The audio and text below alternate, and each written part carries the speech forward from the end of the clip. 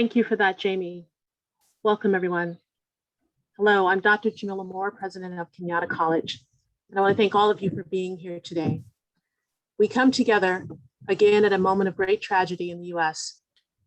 I am profoundly saddened at how often this seems to happen. Last month's tragic shooting in Atlanta, in which 6 of the 8 victims were women of Asian descent, exemplifying the critical need to support all efforts to stop acts of violence and hate against Asian American and Pacific Islander individuals. In the backdrop of the murder trial of George Floyd that's currently taking place, we have 2 pandemics in our society. One has a vaccine, COVID-19. The other is racism. And while it may seem hard to be hopeful just now, I have found glimmers of hope and progress though. Most recently, Rob Bonta was appointed to serve as California's Attorney General, the first Filipino American to hold the position. Bonta's parents were civil rights activists working alongside Cesar Chavez and Dolores Huerta. And as always, I've also seen hope in meetings with students, staff, and faculty. The Cañada College community has long known how to turn pain and rage into action. We engage in that work through healing and coming together.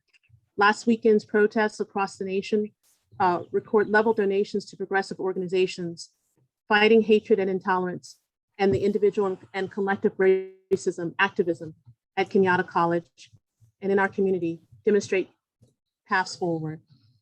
I'm grateful as always to the many people who have taken time to speak with me over the last few weeks, particularly the students and faculty who took time to share their stories. I want to thank the students and staff here today who will share their stories as well. We will get through this together. We are resilient and supportive of one another. We are a family.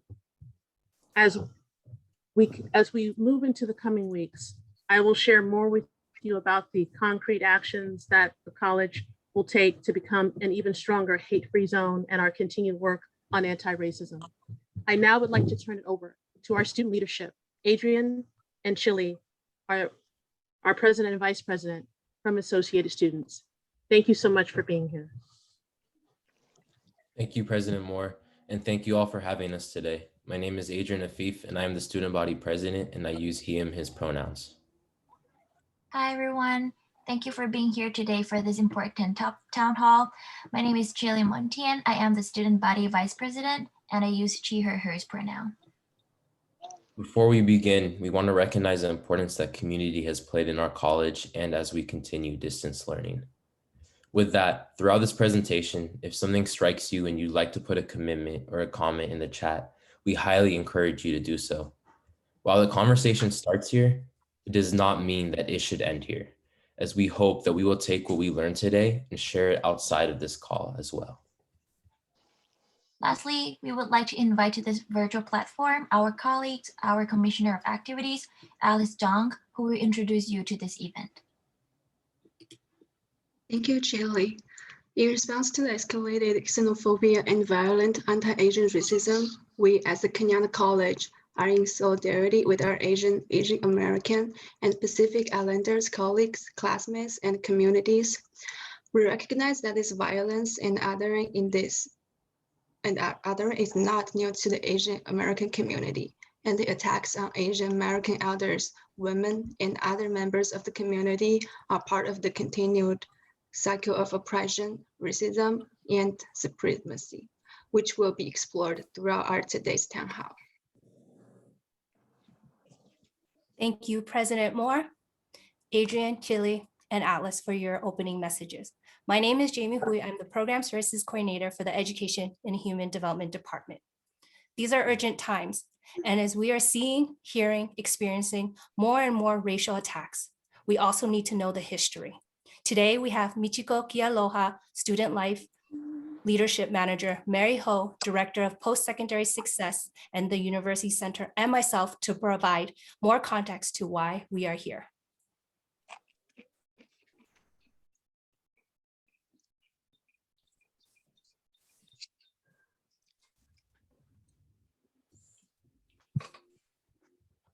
Thank you so much, Jamie. And thank you all again for being here. When we're speaking about the Asian American and Pacific Islander community and using the term AAPIs, we wanted to start off and remind our community that AAPIs represent 48 unique ethnicities and over 300 languages. Thank you.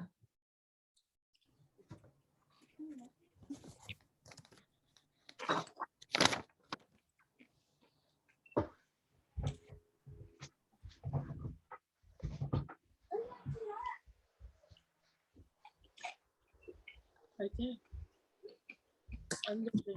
Mary, you're muted if you're speaking. You know, that's bound to happen. Sorry about that. So I just wanted to thank, I want to thank Machiko and Jamie for opening and of course the president for the welcome and our student leaders.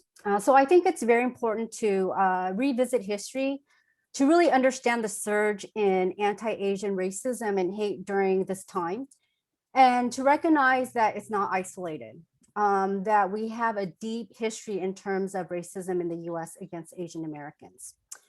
There are 3 racist tropes and stereotypes that were constructed to really uphold white supremacy. So we have the yellow peril, right? So you see the image of the yellow claw. And this racist trope emerged during the first major wave of Asian immigration in the mid 1800s. So when Asians came as cheap labor, the Western world blamed them for taking jobs away. They blamed them for the economic wills, and the racist narratives that were developed or formed during that time was that the yellow peril, they were primitive beings, they possessed evil power, and they terrorized the Western world. And with that, this racist trope continued throughout the exclusionary era of the late 1800s to the mid 1900s. And what we saw was that there was xenophobia, violence, and hate against the Asian American community, Asian community during that time. And the next stereotype that emerged was the model minority myth. And that was coined in 1966 by sociologist Peterson. And he described Japanese Americans during that time. And however, this racial stereotype persisted during the second wave of Asian immigration in the 60s and continued on today. So during this period, Asian immigration history was very expansive, diverse. Asians came as refugees after being displaced in their homeland during time of war. And as well, they came to start the American dream. So we saw a new wave of immigrants, and we also saw highly skilled workers who were sponsored to fill a role in the US economy. So this myth, this model minority myth, painted Asians as being a monolithic racial group that pulled themselves up from the bootstraps. They're overachievers, successful, obedient. And with that, this myth, the model minority myth, is very problematic. It dismisses discrimination and racism experienced by the PITA community, which we're seeing today. It doesn't reflect the diversity and complexity of this community. And this label, the model minority myth, was actually created to place a wedge and tension between minoritized populations. So it had a very specific role in the US, this particular label that was created. And finally, the perpetual foreigner stereotype. So that emerged during World War II, when Japanese Americans were placed in internment camps because they were seen as a threat to national security. This stereotype continued to persist in society today. So with that, what this label means is that Asians, no matter how long they've been in the US, they're not legitimate Americans. They're seen as the other.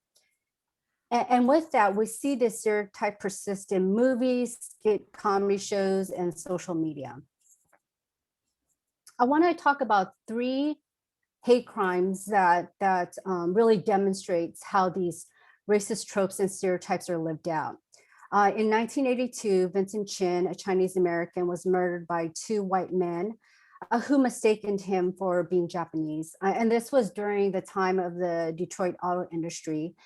And the auto industry was struggling, and they blamed Japanese Americans, Japanese during that time, for the rise in popularity in Japanese cars.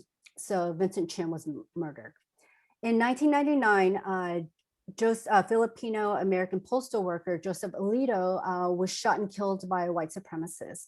And once again, he was considered the other, right? So we saw a lot of xenophobia during this incident and what happened and took place. And then finally, there's Babar Singh Sodhi, who was killed 4 days after 9/11. This was during the terrorist attack in New York City. And Sodhi, a Sikh American, was targeted and killed for wearing a turban outside of his business in Mesa, Arizona. So you can see that these stereotypes and tropes really played out in these hate crimes and racism during that time. But then today you see the convergence of all three, right? And what that looks like.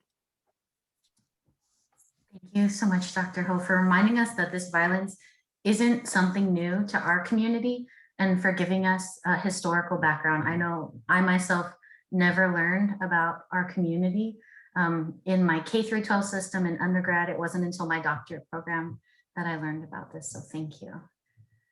This slide, really the words for this slide, I borrow from the Student Senate's solidarity statement that these recent hate crimes are just further exacerbated through the continued use of terms like Kung flu and China virus, and these terms are very dangerous. On our next slide, you'll see that since the start of the pandemic, there are countless people who have been affected.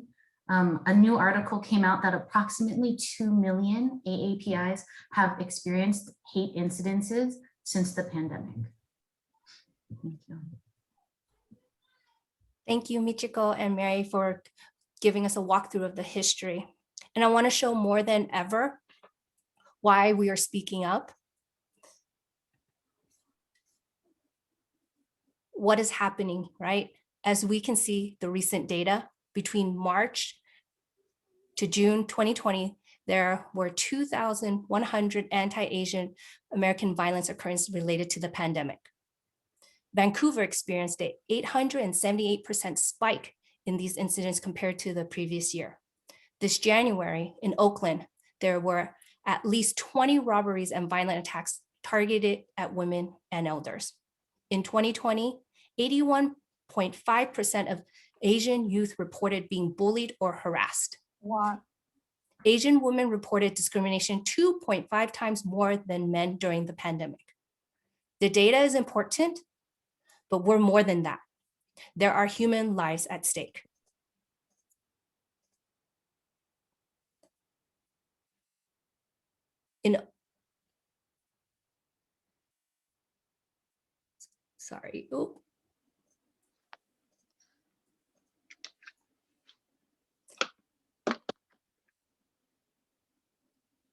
I cannot help but think that as I'm talking about these incidents, how more and more attacks are happening, right? In Oakland, 91-year-old Chinese elder was assaulted, pushed to the ground. In San Francisco, an 84-year-old Thai elder was shoved to the ground and died from his injuries.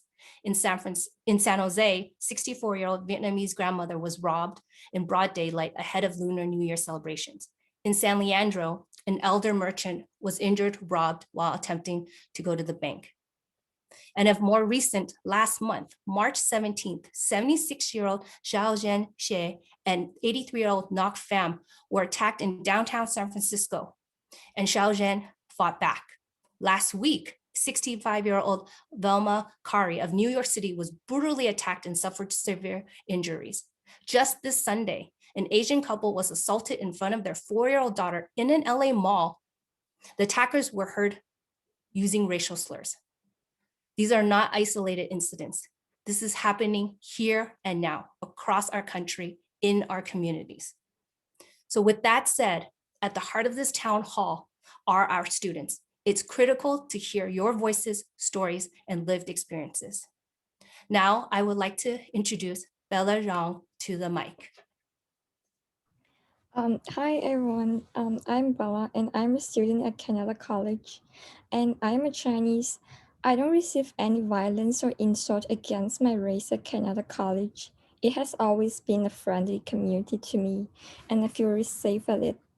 But however, since the COVID pandemic began, I indeed received many verbal insults against the food culture in my country outside of campus, and especially in the internet. We all know the story about how COVID started. It is because of a couple of Chinese men ate bats in Wuhan, and the virus transferred from animals to human beings and spread all over the world.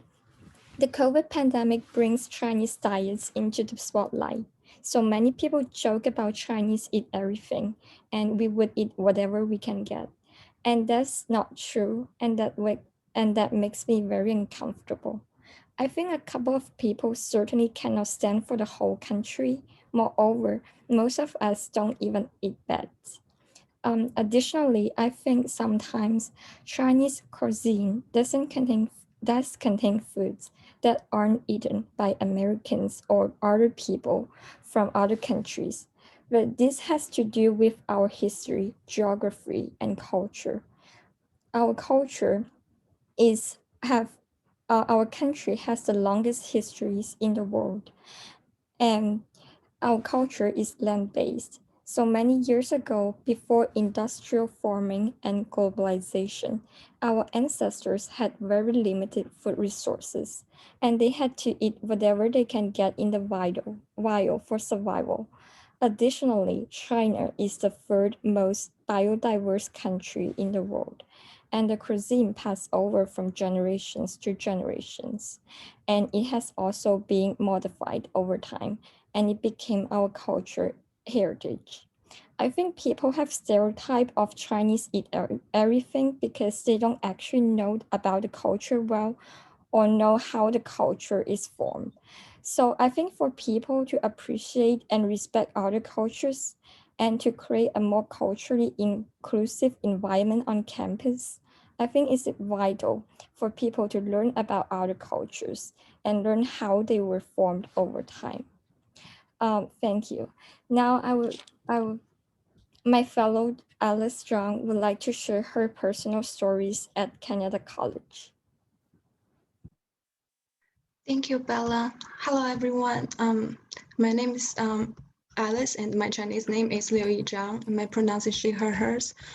So today I just want to share some of my personal experience as an athlete and my just growth here at Cañada.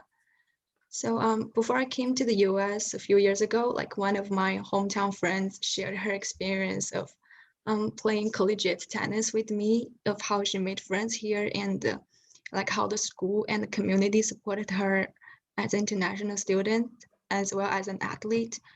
And I was drawn into the story, and as a tennis athlete, I looked forward to this experience and chose to be part of the tennis team.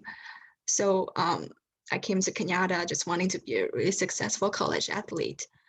And I really want to thank Coach Bryan, because Coach Bryan was very supportive in my very first semester. He checked in with me regarding academics and how I had adapted to the new community just every week.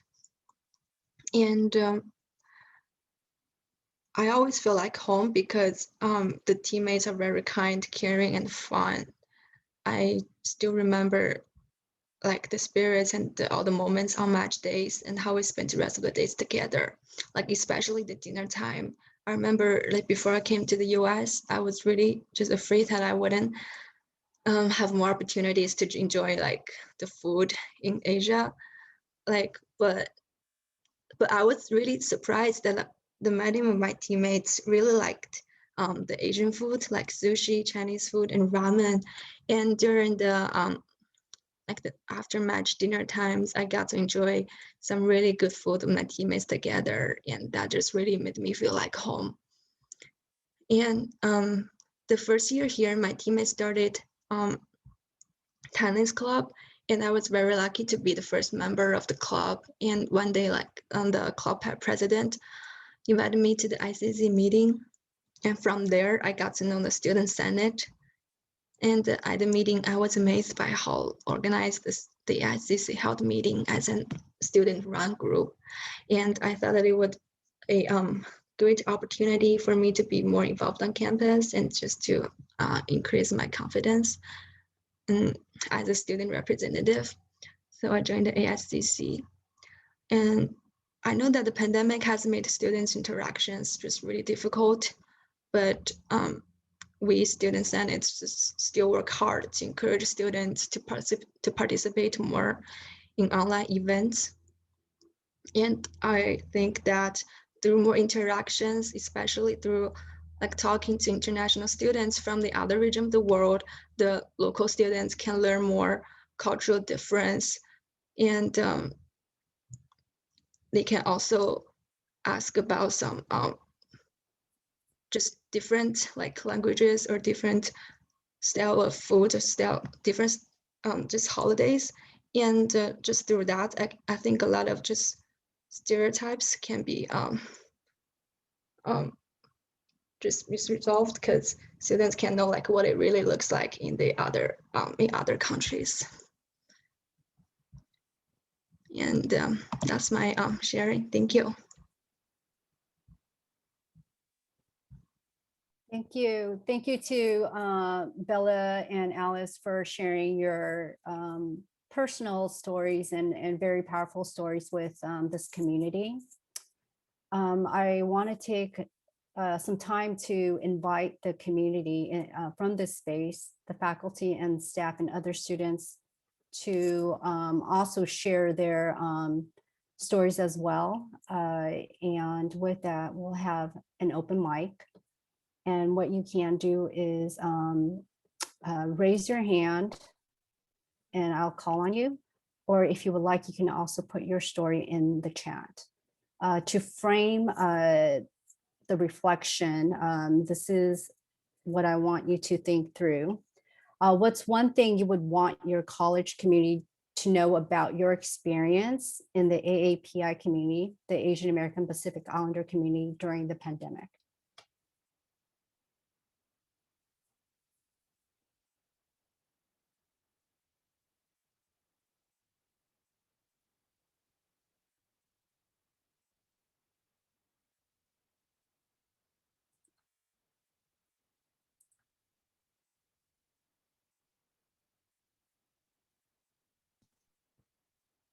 I see Dr. Lee has her hand raised. Dr. Lee? Sorry, I know there's so many people here. That's a great question. You know, the thing that's really affected me as an Asian American, this pandemic has really kind of shined the light on things that we have been ignoring for so long. And it brings back all the microaggressions that I've personally experienced growing up that I didn't really think anything of, because, you know, our culture was taught it's disrespectful to speak up for yourselves, you know, just take it, move on. And if anything, this pandemic has taught me, you know, we can't be doing that anymore. And the stereotypes and the ignorance that I'm seeing in the media is really causing a lot of fear in myself, my family, my friends. And it's the first time I think I've had people reach out asking, are you okay? Are you okay? You know, I'm like, why should I not be? But just living in this bubble, not knowing what to expect when it's time to go back on campus. And I've never been up there. So I have a lot of anxiety, you know, planning on transitioning up there. But you guys have been all so wonderful and supportive. But it's still scary, a fear that I've never experienced before.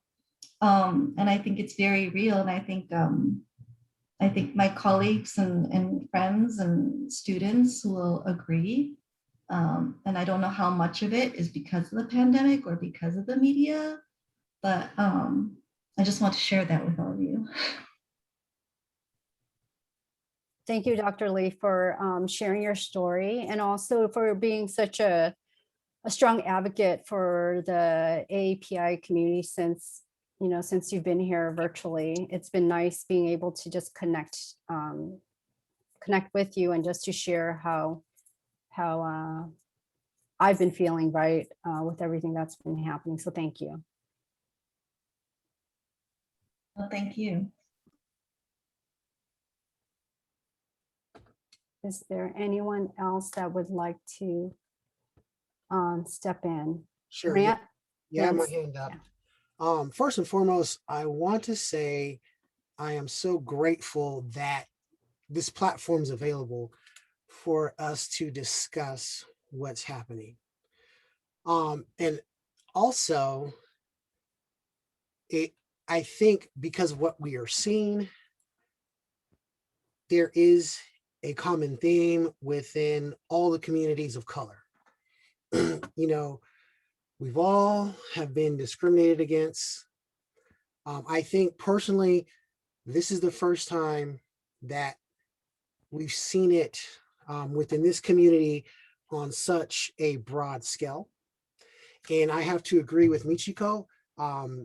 You know, this has never been taught, you know, in school. You know, the only way I learned it was through friends, individuals asking questions. And, you know, some of them have shared their feelings and some of their experiences. And so for me, it's just like, oh, I've seen that. Oh, I know that.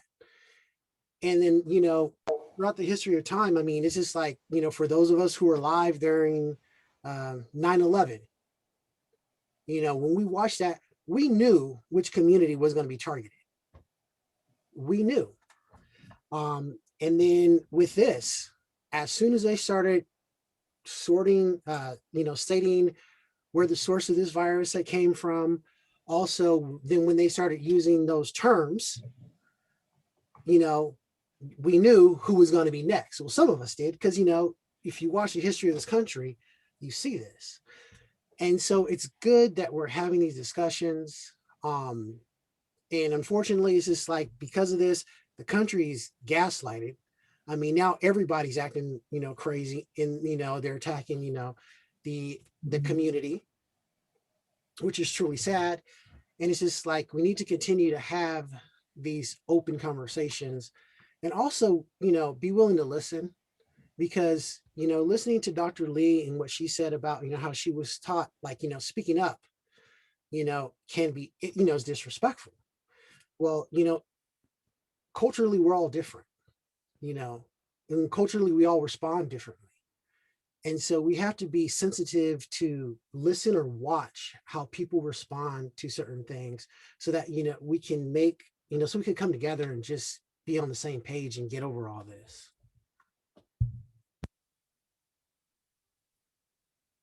Thank you for sharing that, Rance, and just reminding us of the long history we have with racism, right? That people of color are targeted, Blacks, Indigenous folks, you know, so there's always something that shows up that ends up being that these communities experience a surge of racism during that time. So thank you for reminding us of that. Anyone else want to step up to the mic?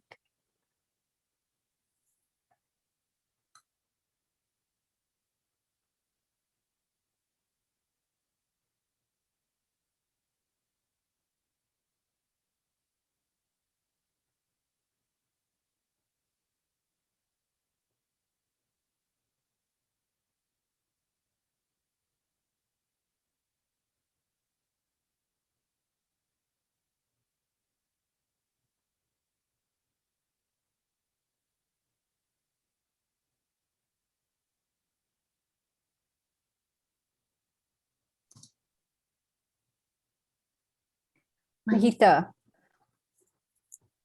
Hi, everyone. It's so great to see everyone here today. You know, as I'm listening to all of these stories, I think it reminds me of everything as a country we went through during 9/11. We were in New York at that time. We were living in New York at that time, and we had just moved to California right after. So it was a really traumatizing experience for my parents and for me. And I mean, I was a lot younger then, but I could just still remember it like it was yesterday. And the amount of caution we felt like we had to take and tread with all of our actions to this day.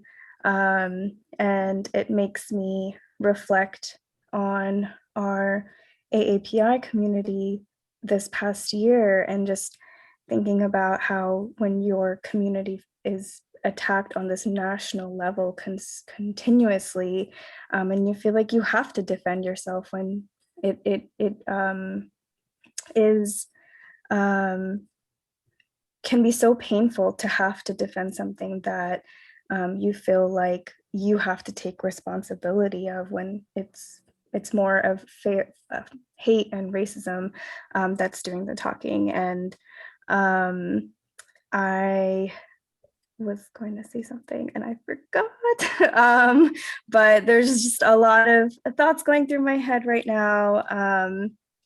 And it teaches me to be more self-aware of our community right now. I've had friends who are telling me that they're afraid to have their parents be out alone, accompanying them wherever they go. And like Candace said, I feel like we're in this bubble where we feel like the Bay Area is this like protective bubble, but it's in reality, it's something that we need to fight against every day. And social media can be our greatest enemy, but it can also be our biggest advocate. And I think the fact that we are having this town hall right now, continuously spreading awareness and education, I think is really important. So I really appreciate the space here. Thank you, Mahitha. And also, just sharing like just the diversity that exists in, the Asian American, Pacific Islander and DC American community, right? Very diverse, each with a very unique racial experiences, and also targeted racism as well. So thank you for that.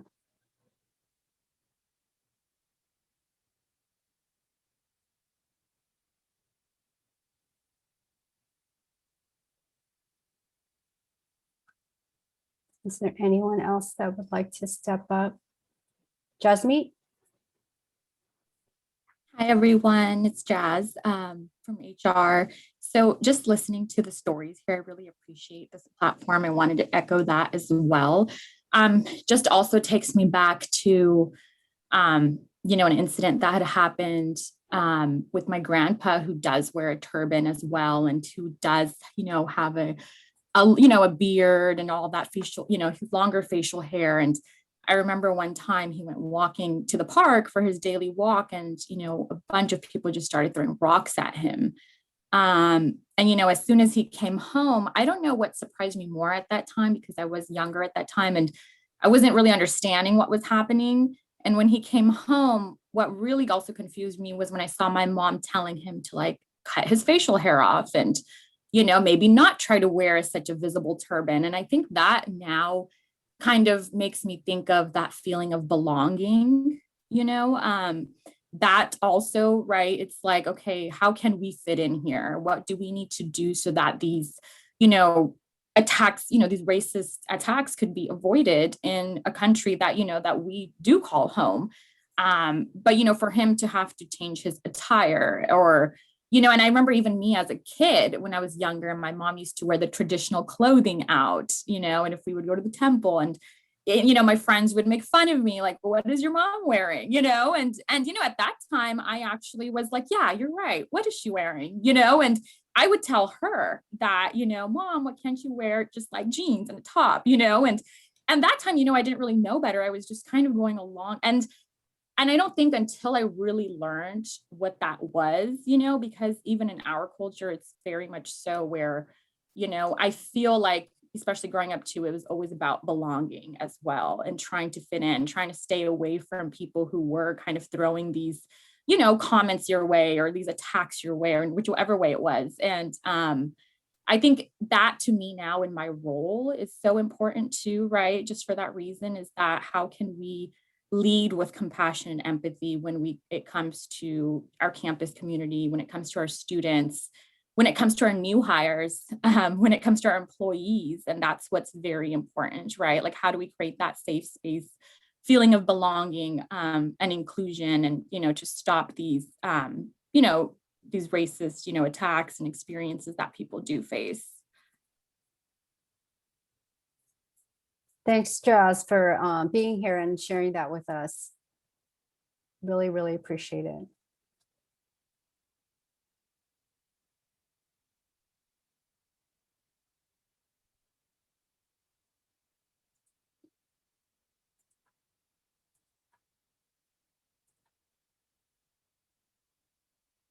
That's a few minutes to see if there's anyone else that wants to share.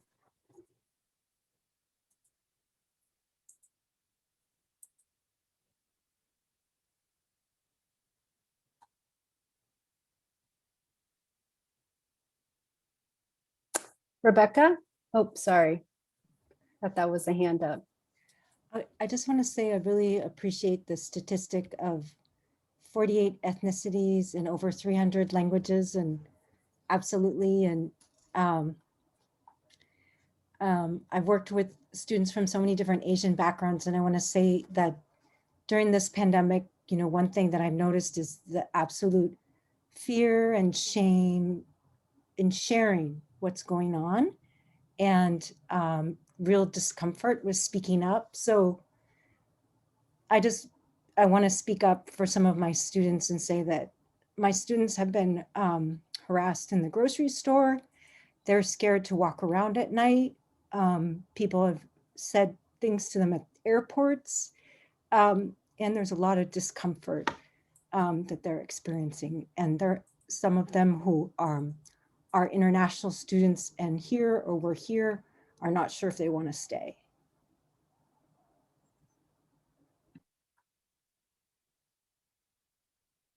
Thank you, Rebecca, for centering students in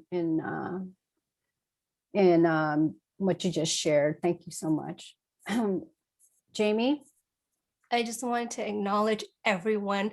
My voice is shaking, but I'm just reading the chat, and so much support and love that I feel from our community, and for everyone that's speaking up. Even if you are not on the mic, we hear you in the chat. And this is just so powerful. And I'm not an expert in this, not even in my own culture. And, just hearing everybody's voices and the statistics, it's like, this is real. And that's why we're all here. And I just want to say thank you, everybody. Thank you so much, Jamie. And thank you for also taking the lead on a lot of this. So I'm been really happy that I've been able to work in community with you. So thank you so much.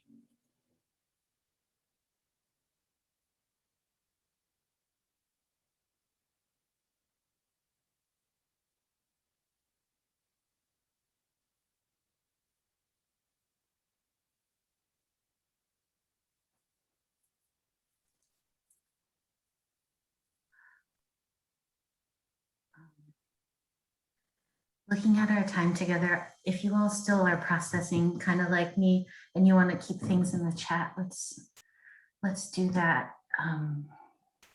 Thank you all for sharing deeply in this open mic session. And before we transition to the next portion of our town hall, I'd like to invite everybody, if you want to take a moment with me to share breath, I would love that.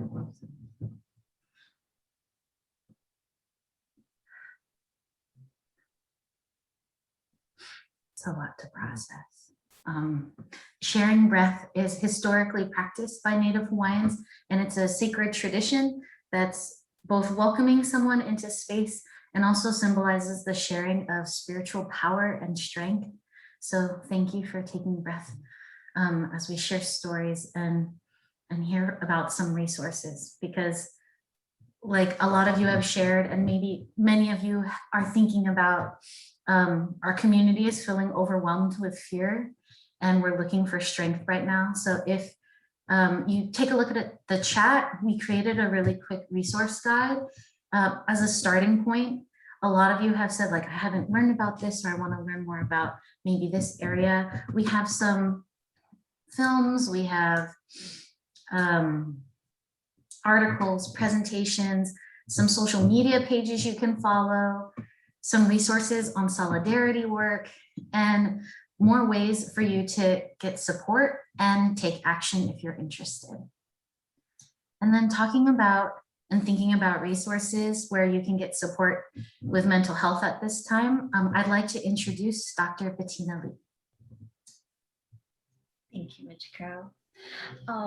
As you know, I'm the director of the Personal Counseling Center, and I'm also the advisor of Active Minds. And we are both here to support students who are affected emotionally, mentally from all that's going on.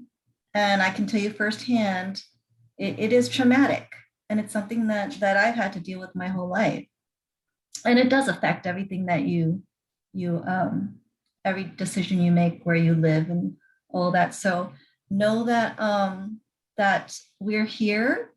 Active Minds is going to be planning a discussion soon for students to continue this talk, and also for students who don't want to meet with any of our personal counselors because they want to remain anonymous. Know that Timely MD is available, and that is totally confidential, 24/7, and free for all students. So I just wanted to let everybody know, remind you that, and you can find all that information, including this, the resources PDF that everybody has on the PCC website as well. Thank you. Thank you so much, Dr. Lee, for sharing these really wonderful campus resources that we have. I'd like to introduce Director Monisha Sims, who is going to share some resources and action happening at the district level. Thank you so much. Good afternoon, everyone. This has been just wonderful sitting here and listening to everyone's story, the resources, the presentation. I'm so happy that I was invited. Cañada College always keeps me invited into the loop as we journey through this work. I think about next month, which is May, almost a year ago, of the murder of George Floyd, and now the trial that is happening. And out of that birthed a lot of different groups. Matter of fact, Cañada had a town hall soon after that, and people came and supported. And here we are almost a year later. So this is a journey. It never stops. Because if it stops, I always tell people eventually they're going to get around to whatever your cause is. And so after that birth, after last summer, the Anti-Racism Council was started, and it is a multi-campus cross-representation group that meets weekly, every single week, to alleviate our district's commitment to anti-racism. And it's so important, anti-racism, social justice, and equity. And this group is really focusing on making sure that our curriculum, our policies and procedures, and our programming for our faculty and staff are there so we can create an anti-racism district, because we want to teach our students to become social equity justice warriors. So when they go out into the workforce, it just keeps going, because like I said, it is a journey. We won't have to worry about always revisiting this topic, because all of us are going to have impacts everywhere else. And it's even starting with this group right here. And so we're going to have more to come on April 22nd doing Flex Day about the district's efforts. Why with the Anti-Racism Council. I know Cañada has the Anti-Racism Task Force that I am also a part of at the local college, and we've been doing work. So thank you. Again, this work starts with us as an individual, to reflect, and it never stops. You can start right where you are. I think I heard someone say earlier, they're not an expert in this. Guess what? We should all be practitioners in it. That's what we should be, practitioners in it. For those of us that want to be scholars, that's fine. But let's be practitioners in this work and make that commitment. Thank you. Thank you so much, Director Sims, for being in community with Cañada and also ensuring that this is work we're doing district-wide and ongoing. That means a lot. Thank you. And now we'd like to welcome our Student Senate Commissioner, Katie. She's going to share with you all students' vision and commitment to move forward together. Thank you, Katie. Great. Thank you so much, Michiko. I'm Katie. I'm a commissioner on our Student Senate Board for Cañada College. So in response to the increased xenophobia and anti-Asian violence and racism that have been exacerbated during these times of COVID-19, our Student Senate felt called to create and adopt a statement in acknowledgement of recent events and ongoing anti-Asian racism today, and in support of Asian American, and Pacific Islander community. If one of our Student Senate members can drop the link to the full statement into the Zoom chat so that you can read along as we go over some of the main parts of our Student Senate anti-Asian violence statement, that'd be great. And if you're following along, I'm starting at the first full paragraph on the second page. All right, starting with our acknowledgement and support. We must work together to combat racism and violence. We, as a community, must call out anti-Asian racism when we are witnessing it, and must not show silence in the face of inequality and hatred. In order to stop racist behavior from continuing within future generations, we urge everyone to start learning about how to support and uplift the Asian community, as well as to hold accountable the people in their lives that foster racist behavior now. We will continue to support and attend Asian American educational workshops. We are committing to the development of an AAPI event. As student representatives in participatory governance committees, we will continue acting in solidarity through advocating for racial equity and awareness of anti-Asian violence and hate. We also commit to learn more about white supremacist tactics like racial triangulation, and to better understand how the Asian American and Black communities come together in solidarity work. As we prepare for the development and concept of a multicultural center and campus inclusion team, we will commit to working with these emerging resources as well as other programs and resources to ensure that our campus community continues to have safe and accessible spaces and resources to report racial discrimination. Lastly, we will continue to spread awareness to the community on how the increase in hate crimes is affecting the Asian and Asian American community, and how to help prevent anti-Asian violence and discrimination, and to support Asian American, and Pacific Islander communities. As leaders on campus, we strive to support our students by ensuring that Cañada College is a safe place for both current and future Asian American and Pacific Islander students.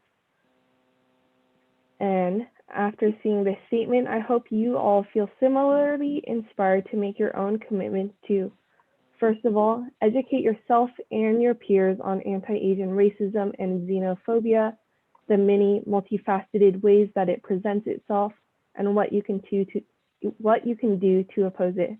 And second, to actively support the AAPI community with your words and actions. Thank you. And handing the floor back to Michiko. Thank you so much, Commissioner Katie and Student Senate, for your work and your commitment to action. I hope it inspires this town hall audience to think about our own commitments as well. To close out our town hall together, I'd like to welcome Cañada faculty member, anti-racism task force representative, and tennis coach Bryan Jeong to the Zoom stage. Good afternoon, everybody. I want to start off by saying I'm very happy and extremely grateful to see so many people in attendance today, so many people that I've come to know over the years on a personal level. And it just warms my heart in difficult times to see everyone getting involved. So my name is Bryan Jeong. I am the head tennis coach for the women's team up at Cañada College. I'm also an alumni of Cañada College as well. I graduated in 2011. So Cañada College and the Bay Area is really a big part of me, a big part of my life and who I am.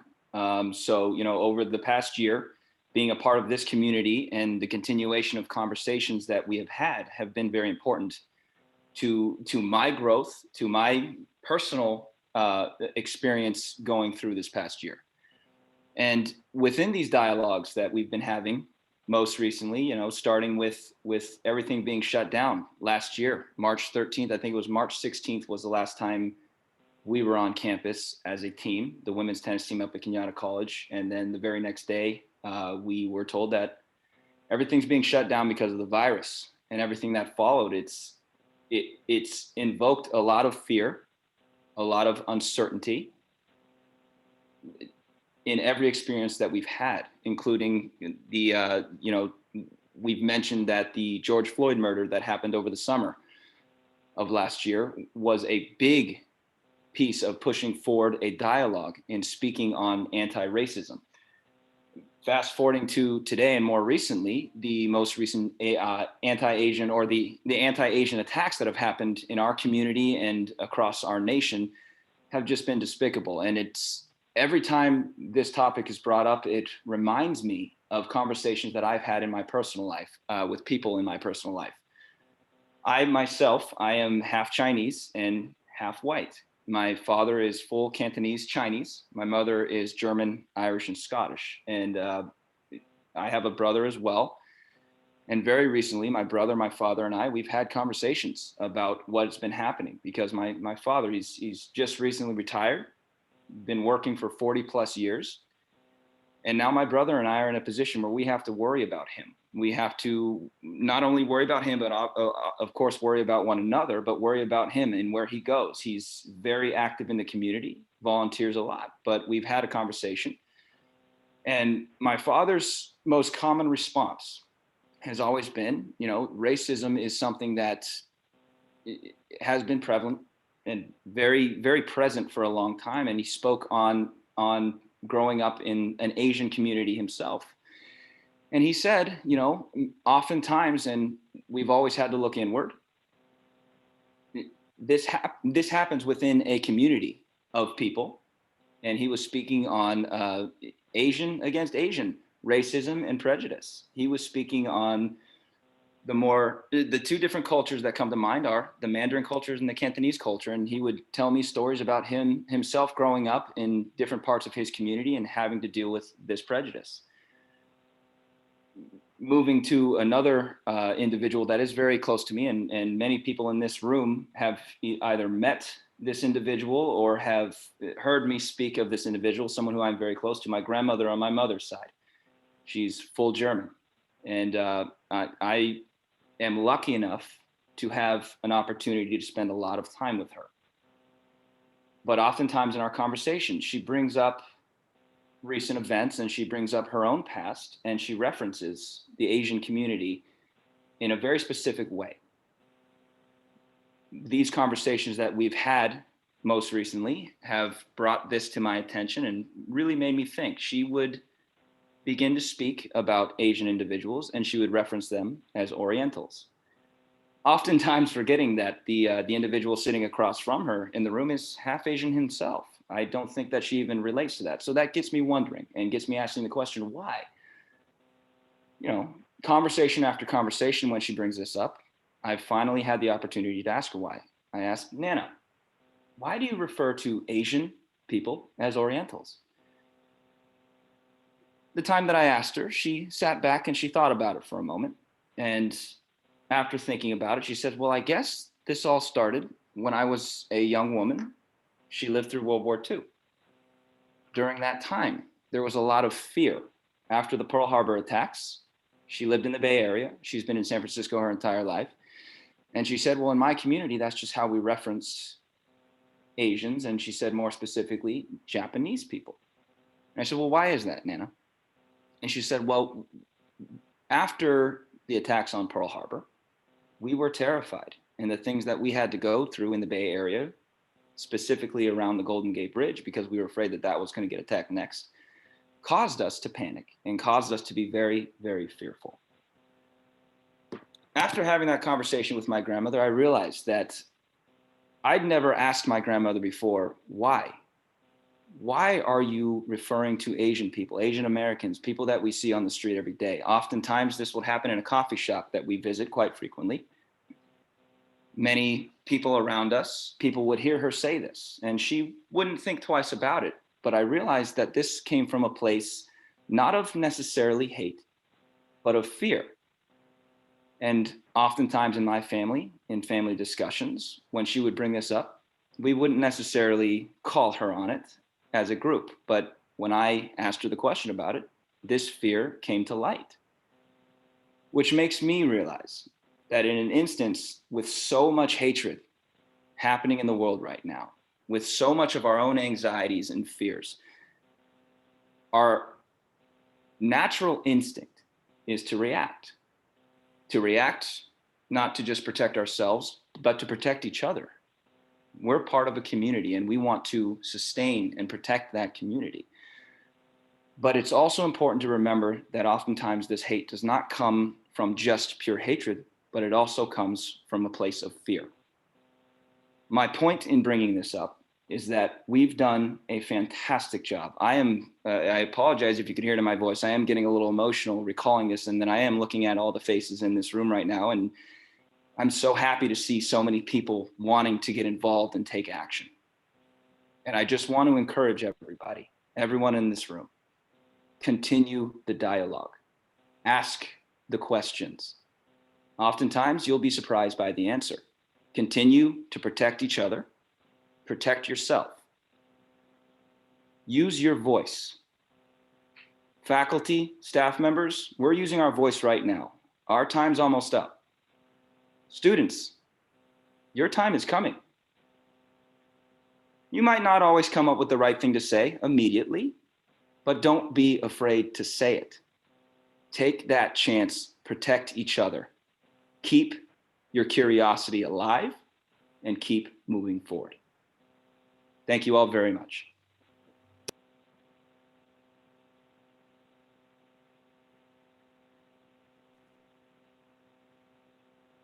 Thank you so much, Bryan.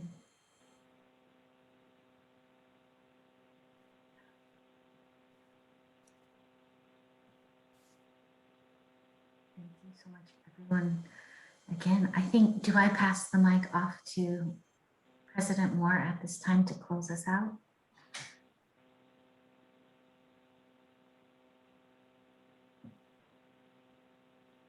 Thank you for that. Wow, I'm still processing like so many of you. Thank you for that. Bryan, thank you for sharing your story. I would like to thank everybody who shared their story today on the mic. I know this is not easy, but I'm gonna pick up where Bryan left off. You know, we have to keep the dialogue going. It was a year ago almost, we were in the Zoom room together because of what happened in Minneapolis. And unfortunately, we're back again, but we have to keep the dialogue going. We have to keep hope first and front facing, because our students need us and they need to know that they can come and express themselves. I would encourage all of you to reach out to our counseling services if you need someone to talk to. As Dr. Lee has eloquently articulated, we do have Timely MD, we do have resources. Please do not think that you are alone in any of this. We will continue the dialogue. I want to thank Michiko, Jamie, our students, Dr. Mary Ho, Dr. Bettina Lee, for coming together and encouraging us to pull this together in this format. I take no credit for this format. This was the team's idea to allow for a space for people to be heard. I also want to thank Dr. Rebecca Tavo for sharing her thoughts and her insight. And I just want to thank our extraordinary students for just always coming forward and coming through. and being just so ready to share and to lean in and to support one another. And so we need to continue to support our students, our staff. This is a difficult time, but we will get through this because we're going to keep the dialogue going. I welcome your feedback. Once again, I want to thank everyone for coming into this space with us. And I want to encourage everybody to stay safe, stay healthy, get vaccinated if you haven't already, and stay strong. This is just the beginning. We're going to continue in this space. And I look forward to hearing your feedback on how we can do more. So thank you. I'm going to kick it back over to Mishiko if you want to just do one last close us out, or Dr. Ho, or Jamie Huey. I'm going to step back because you guys have done an extraordinary job. Thank you so much for being here.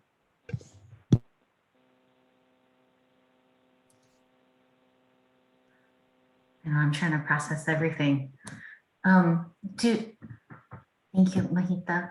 I almost feel like I need a unity clap. Has anybody done a unity clap before? Does anybody want to share what it's about? I see Candace nodding her head. Do you want to share, Candace? Yes, I will share, and please jump in if I say anything incorrectly. So the unity clap is something that was born out of the farm workers movement. We had Filipino and Chicano farm workers working together for rights. And so in the Filipino community, there is a saying called Isang Baksak, and it means one down, indicating that we have, one battle or so down, but many more to go. And so this would happen at the end of meetings and things like that, when folks were gathering and organizing for their rights. And so it starts off with a slow clap that we are all doing together, and it gets faster and faster and faster. And then someone yells Isang Baksak, and then we all do one giant clap together. Do we want to try it to close us out? That was perfect, Candace. Thank you. Thank you. All right. If you want to come off mute, it might sound odd on Zoom, but I personally need this to close out this event. So if anybody wants to join, let's try it out. So we'll go slow, fast, some baksak, and then one. You ready? So.